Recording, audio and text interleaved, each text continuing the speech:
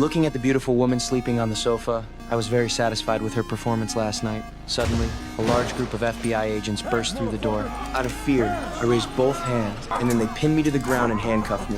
It turned out to be a joint arrest by the FBI and DEA. They searched my house and found large quantities of contraband and cash, and then discovered 2 AK-47s. They told me I would face criminal charges and that no amount of money could secure bail, but I didn't care at all and gave her a contemptuous smile. Although they sent me to prison, I knew that my father, being a police officer, would soon get me out of there. However, what I didn't expect was that my father actually compromised with the prosecutor for his own interests. Because of my illegal possession of contraband and heavy weapons, I could potentially face life imprisonment. But my father told me not to worry. He had already reached an agreement with the prosecutor. As long as I chose to plead guilty in court, the prosecutor would fight for a 5-year sentence reduction, and if I behaved well in prison, I could be out in 2 years.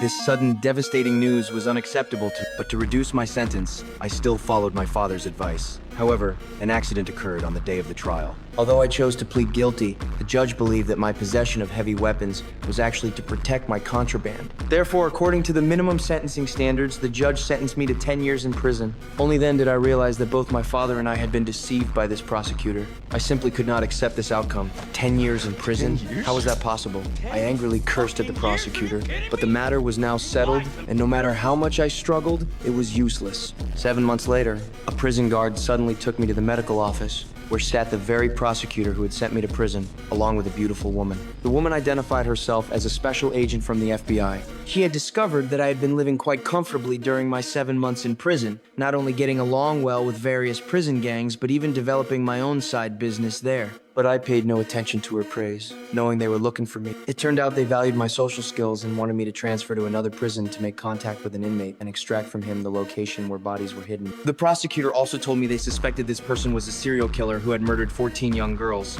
but they had only found one victim's body. To convict this criminal, they needed to find all the remaining bodies. If I could help them solve this serial murder case, they could apply to have my remaining sentence of 9 years and 3 months commuted. Faced with such enormous temptation, I thought for a moment but still refused their proposal, because I had already been deceived by this prosecutor once and didn't know if there were other traps involved. The female agent hoped I would cherish this opportunity and left the killer's file on the table before leaving. The next day during visitation, I told my father about the undercover sentence reduction offer. Unexpectedly, my father directly told me to abandon this idea because that prison housed a group of psychopaths, and he was worried that if I couldn't complete the mission, what awaited me would be endless revenge from the killer. My father then told me not to overthink it and that he would find a way to get me out. But unexpectedly, an accident occurred. I learned from my stepmother that my father had fallen seriously ill because of my situation and could no longer take care of himself. He might not live to see the day I was released from prison. Back in my cell, the female agent's parting words kept echoing in my mind. Thinking that my father might not live more than 3 years, I opened that file. The contents shocked me greatly. I couldn't imagine there could be such cruel perverts in this world. Thinking that my father might not survive 3 years, whether it was to be able to care for my father in his old age or to seek justice for those innocent girls, I decided to accept the female agent's conditions. I would voluntarily request a transfer to that prison, then approach that criminal to obtain evidence of his crimes.